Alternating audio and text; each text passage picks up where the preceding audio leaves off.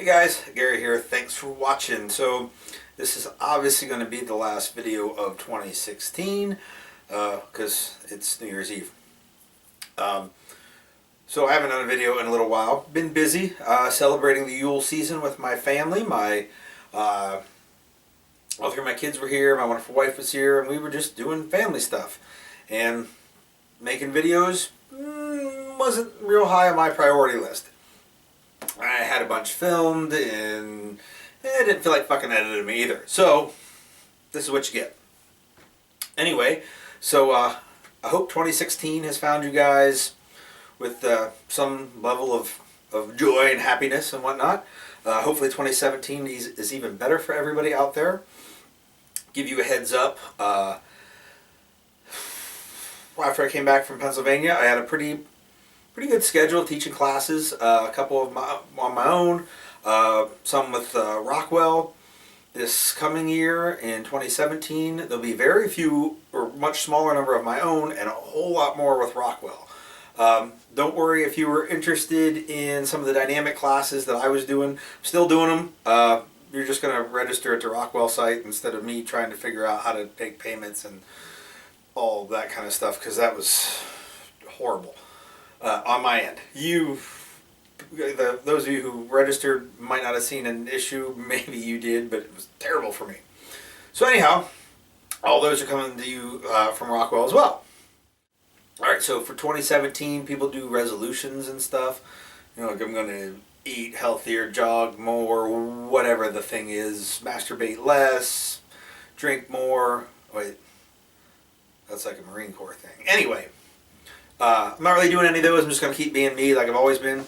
But I figured I'd try something different in 2017, even if it isn't like a lifestyle change or whatever. So how this is going to work is you will see me doing something I've never done before, and that will be carrying a Glock 19. So my good friend Sean, who has never spent any time in prison for killing a man, regardless of what you may have heard, hooked me up with a Gen 3 Glock 19. And as you can see here, there are no finger grooves, because finger grooves are fucking retarded, and it's been stippled. And I'll probably get some people out there that tell me guns don't need to be stippled, that's you have poor shooting technique, or you don't know how to grip a gun if you need your gun stippled. And that partially may be true for some folks. I have found that there is not a plastic gun made that has a texture that's anywhere remotely close to as aggressive as metal guns. Why is that? Fuck if I know. Can it be done? I'm sure. Like, fucking, you can't tell me the technology isn't there. But anyway, so it's stippled because if you cover this in blood and with one hand try and fix a double feed, it's going to be slippery. So why not make it a little grippier? It hurts nothing. Does it change how easy it is to shoot? Nope. But does it change how easy it is to do a bunch of other manipulations one-handed covered in blood? If someone tells you it doesn't, they're lying. So anyhow, stippled, no finger grooves, lack of retardation. As you know, Glock came out with the 19M, which they never actually gave anybody. Like, I guess a couple cops got it and stuff, but like we ain't seen it yet. So in the meantime, Gen 3 19 gonna be on my hip. And currently it's in this Tremis Signature Series C4 with a cut for a red dot. No, this gun's not getting a red dot, but if I ever get a Glock with a red dot, this holster works just as well with it as it does without it. So that is my New Year's thing. Gonna run a Glock a bunch. Got some big dots on it. Gonna put some Magpul magazines in it, and you may see me carrying it or not. I mean, I still love M&Ps, and the new M&P might be coming out.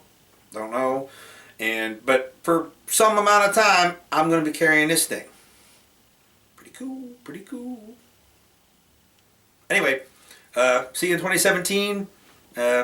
Keep on keeping on. Take it easy.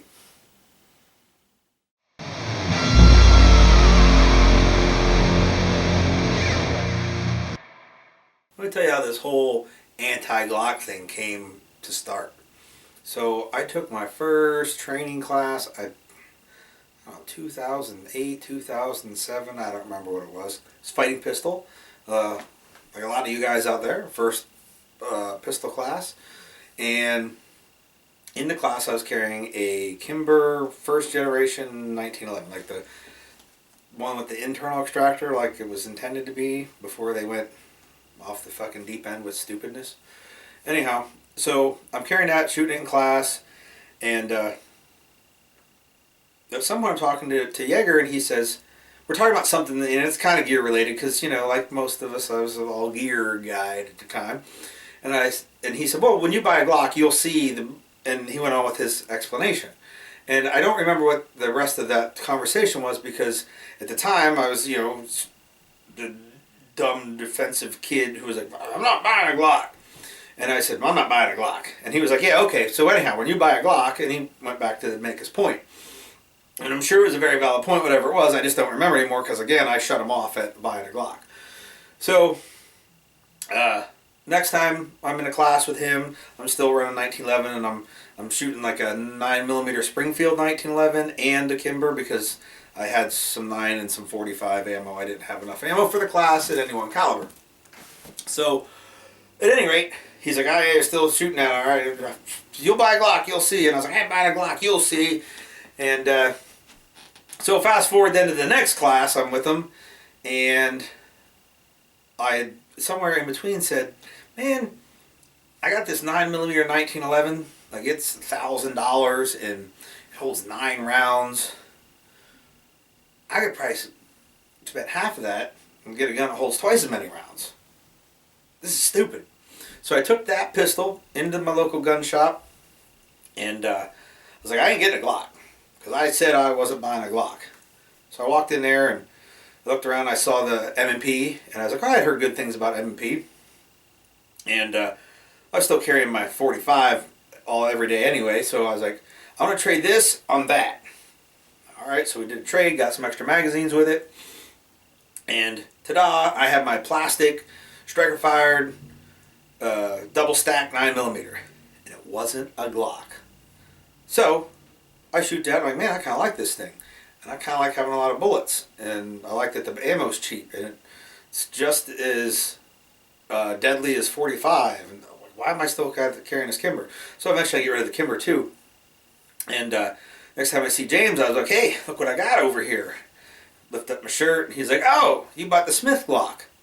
I'm like, no. I did not buy a Glock. And so anyhow, you know, we all laughed about that. So throughout all the years, I have never bought a Glock, not because I dislike them. There are guns I like better. There are guns that I like that better than. And the whole time I never bought one was because I didn't want to lose. I had said I wasn't buying a Glock.